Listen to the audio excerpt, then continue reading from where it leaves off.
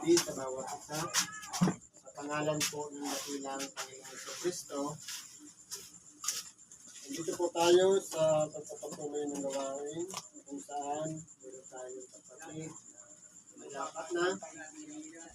Ilagyan natin ng pabaon, walang iba. Itong mga sitas na aralin na mapasahin natin para yung bit-bit niya naman papunta sa kanyang parututunan. Ang mga aralin po, ang una, ayon dito sa unang Pedro, sa Kapitulo 1, versikulo 18 hanggang 25. Sabi dito, na inyong nalalaman kayo'y tinubos hindi ng mga bagay na nangasisira ng kilap o pinto mula sa inyong walang kabulang paraan ng pamumuhay na pinamana sa inyo ng inyong mga magulang. Dahil po, kumbaga, dati po kasi, nung hindi pa ipinangangaral ang salita ng Diyos, ang pamumuhay po ng ating mga magulang, umaasa lang sa sariling kakayahan, wala pong pinagkakatiwalaan o tinatawagan sa pamamagitan ng dalangin. Walang ibang dahil hindi po pinapangaral ang salita ng Diyos. Pero po, nung makilala natin si Kristo, meron pong nabago sa pamumuhay na kumbaga nagbago rin yung panuntunan ng mga magulang natin. Kundi ng malagang dugo gaya ng sa kurderong walang kapintasan at walang dumi sa makatribagay ang dugo ni Kristo. Kaya po, dahil po sa pangangaral ng Ebanghelyo, ipinakilala si Kristo. Na kaya po siya sinuko dito sa ibabaw ng sanlibutan para po ialay ang kanyang sarili. Yung dugo na yon, yun po ang nagbigay sa atin para buksan yung kaugnayan natin sa Diyos sa pamamagitan ng pananampalataya natin sa kanyang ginawa na sakripisyo. At ang dugo po na yan, ito po ang nagbigay sa atin ng bulan para tanggapin natin yung kapatawaran ng Diyos sa ating mga kasalanan. Na nakilala nga ng una bago itinatag ang sanglibutan, ngunit inihayag sa mga huling panahon dahil sa inyo. Ito na po yung pangangaral ng Ebanghelyo. Kaya, kung mapapansin natin saan man turok ng sanglibutan, pinangangaral ang Ebanghelyo. Kaya po, ang tao, kung madami, ganoon din ang tagapangaral ng salita ng Diyos. Halos kahit sa anong pamamaraan, ipinangaral ng salita ng Diyos. Mapatemplo, sa nakayang ginagawa natin ngayon, sa mga panulukang daan, sa mga kahit sa bagong platform ngayon, mapatili, radio, televisyo, online, lahat po, ipinangangaral ang salita ng Diyos. Kahit kung isang Bible verse lang, pangangaral na rin po yan. Sabi nito, na sa pamamagitan niya ay nampalataya kayo sa Diyos na sa kanya bumuhay na maguli sa mga patay at sa kanya nagbigay ng kaluluwalhatian upang inyong pananampalataya at pag-asa ay mapa sa Diyos. Kaya po, sa pamamagitan ng pananampalataya natin sa Diyos, dahil sa dugo ni Kristo, kumbaga, si Kristo po ay namatay. At dahil po sa kanyang pagkabuhay na maguli sa mga patay, kumbaga, ito po ay nagbigay ng kaluwalhatian sa Ama.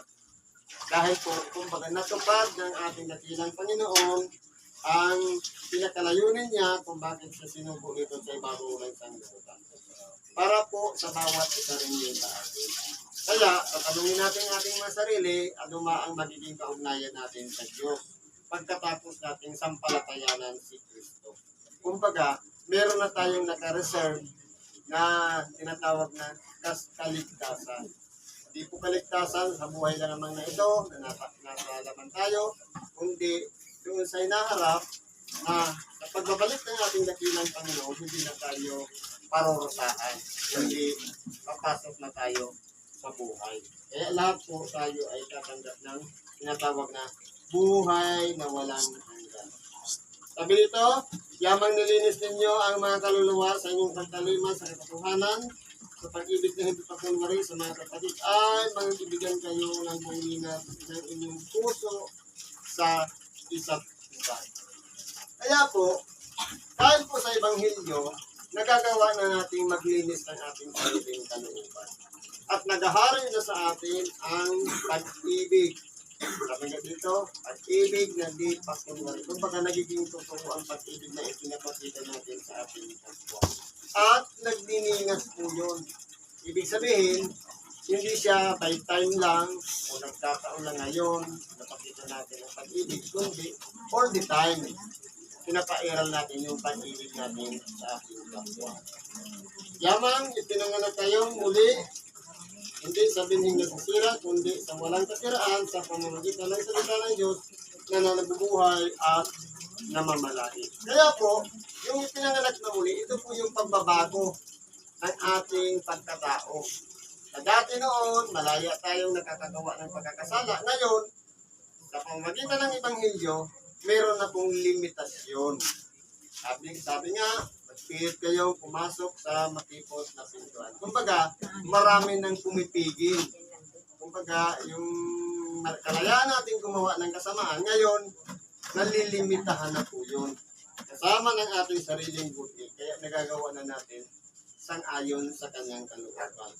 Ang sabi dito, ang lahat ng laman ay gaya ng damo at ang lahat ng kanyang karangalan ay gaya ng bulaklak ng damo. Ito po, ang tao, kapag pinapanganak sa sanlibutan, nagtatamo siya ng kagandahan niya. Lalo-lalo na kung matipulok siya, o gwapo, o maganda, sexy, dumarating yung kagandahan ng kanya. Pero, sabi nga dito, ang damo ay natutuyo at ang bulaklak ay nalalanta. Dumarating din sa punto na bagamat kung dati noon maliksi tayo, mabagsik, papunta po sa kahinaan hanggang sa nalanta o yung kamatayan. Kaya ganyan po ang nagiging buhay ng tao.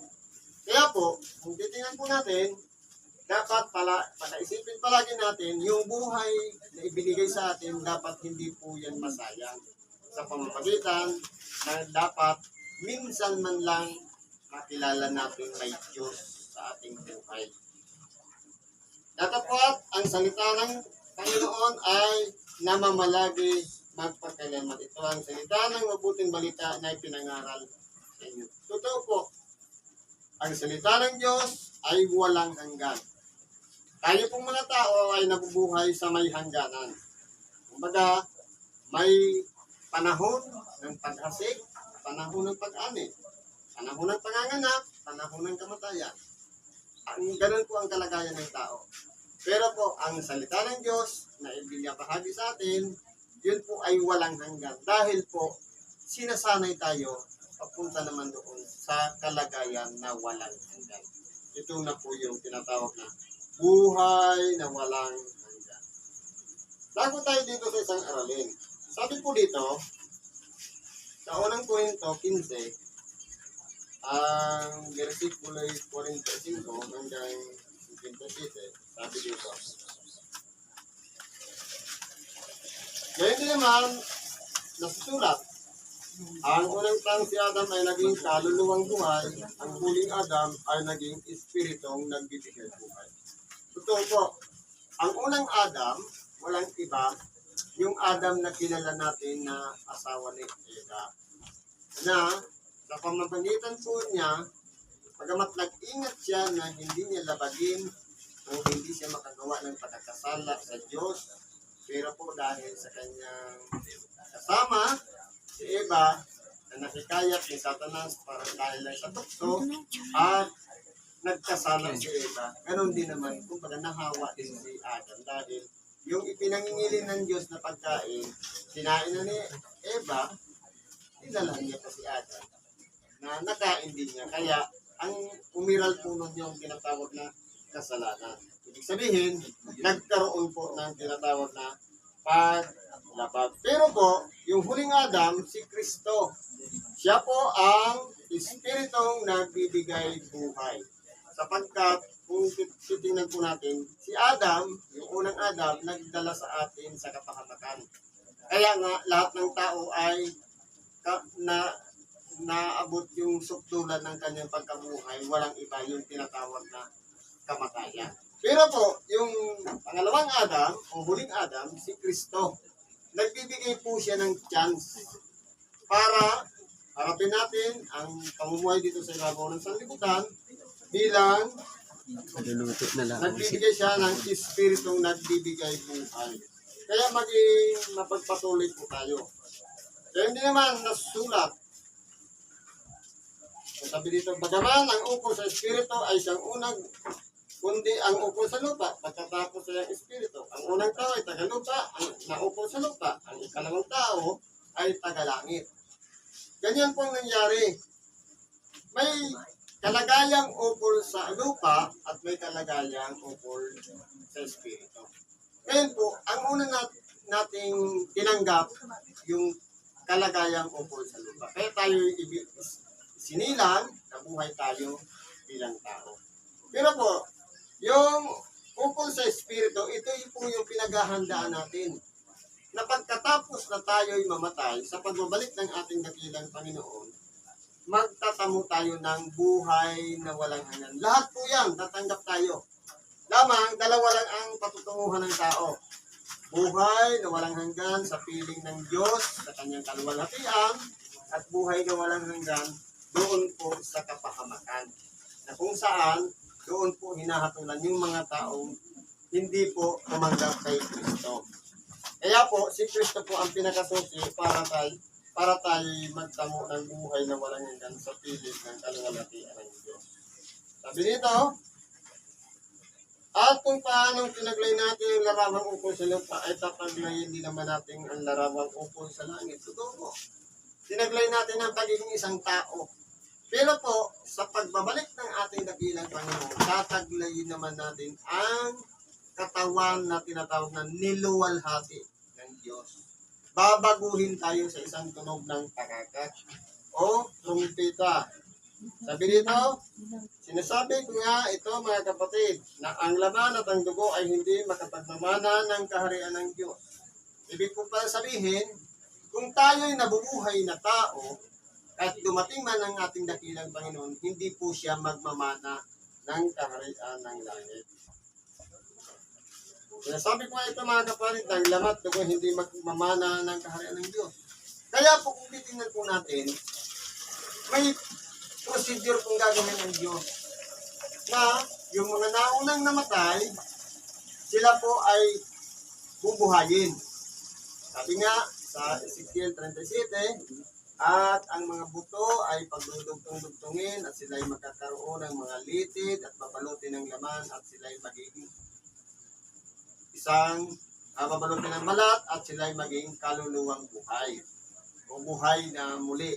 Yun ang pagtanggap ng pagkabuhay na maguli ng mabay. Pero yung mga buhay pa, sa pagbalik ng ating dakilang, sa isang tunog naman ng trumpeta, babaguhin sa isang kisap mata. Kung baga saglit lang,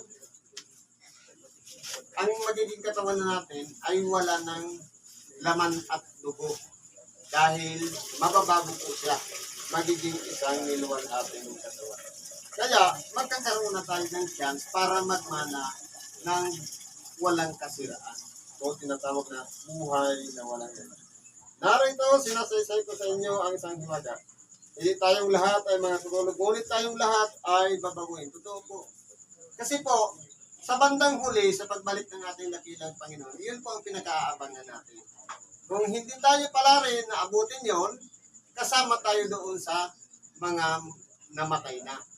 At yung mga maabutan na buhay pa, na nakabalik ang ating dakilang Panginoon, hindi naman ibig sabihin, mauuna sila. Kung kahit ang namatay man. Kasi sinasabi na ang namatay na, diretso na sa langit. Hindi pa po. Waiting pa po siya. Dahil sabay-sabay po tayong haharap sa ating dakilang Panginoon at sasalubungin natin siya sa alakaan.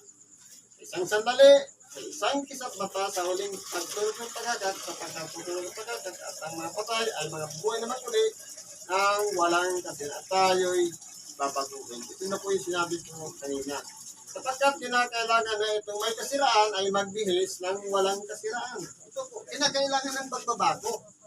Kasi po, kumbaga, ang Diyos po kasi walang hanggan. Ang ibibigay sa atin, dapat walang hanggan din. Ngayon, kung halimbawa, itong katawan natin ngayon na may dugo at laman, sasalubong na sa Diyos, imposible po. Kasi hindi nga po pwede magmana ang laman at dugo ng kaharian ng Diyos. Kinakailangan may pagbabago. Sabi dito, tatapat, pagka itong may kasiraan, mabihisa ng walang kasiraan, at itong may kamatay, mabihisa ng walang kamatay. Kung magkagayon, ay mangyayari nila mo ng pagtatagumpay ang kamatayan. Kaya po, kung titingnan natin, ang tao, bawat isa sa atin, lahat tayo'y papunta sa kamatayan. Ibig sabihin, yun po kasi yung naging hatol sa tao dahil po sa kasalanan. Ibig sabihin, kapag sinasabing walang matuwid, wala kahit isa, ibig sabihin, lahat ng tao papunta sa kamatayan. Kaya, kung mapapansin natin, mula po noong unang panahon hanggang ngayon, lahat ng tao daranas ng kamatayan dahil po hinatulan na ng Diyos na ang tao ay kinakailangan madanasin ang kamatayan. Sabi po dito, saan naroon ang kamatayan ng iyong pagtatagumpay? Saan naroon ang kamatayan ng iyong tibo? O ngayon, ang tanong niyan, hindi na po maghahari ang kamatayan dahil po babaguhin na nga. Kumbaga, napagtagumpayan kaya ng ating dakilang Panginoon yung buhay. Namatay siya at nabuhay na mag-uli sa mga patay. Lahat naman ng tagasunod niya, ganun din po ang mangyayari. Kaya po, magtatagumpay ngayon ang buhay. At yung kamatayan, mapuputol na. Sabi po dito, ang tibo ng kamatayan ay ang kasalanan, ang kapangyarihan ng kasalanan ay ang kautusan. Totoo po. Dahil sa kautusan, kapag may paglabag, naghahari ang kasalanan. Ngayon, dahil sa kasalanan, ang tao ay humahantong sa kamatayan. Kaya kung titingnan po natin, wala pong makaliligtas doon sa tinatawag na kamatayan. Kaya po, isa-isa lang una-una. Panapanahon, ayon sa kalooban ng Diyos. Tatapat, salamat sa Diyos na nagbibigay sa atin ng pagtatagumpay sa pamamagitan ng ating Panginoong Jesucristo. Kaya po pagsikapan natin pagtagumpayan ang buhay na ito. Huwag tayong panghinaan ng loob o sumuko man, pagkatiwala natin sa Kanya. Siya lang pong may karapatan kumuha ng ating buhay. Kaya kung meron man tayong mga problema, mga dinadanas, mga mabibigat na pagsubok, yan po ay ating kinakailangan na pinaghahandaan, mapaglalabanan natin at mapagtatagumpayan kapag kasama natin. Huwag natin ilalagay sa ating kamay ang panghatol ng ating buhay, kundi pagkatiwala natin sa Kanya sapagkat siya lang po ang nag-iisang may karapatan ng ating mga buhay. Siguro po hanggang dito na lang, pakikibagi natin ito. Salamat sa Diyos at anuman ang ating mga karaingan, ilapit natin yan sa Diyos sa ngalan ni Kristo Jesus. Salamat at mapagpalang gabi sa bawat.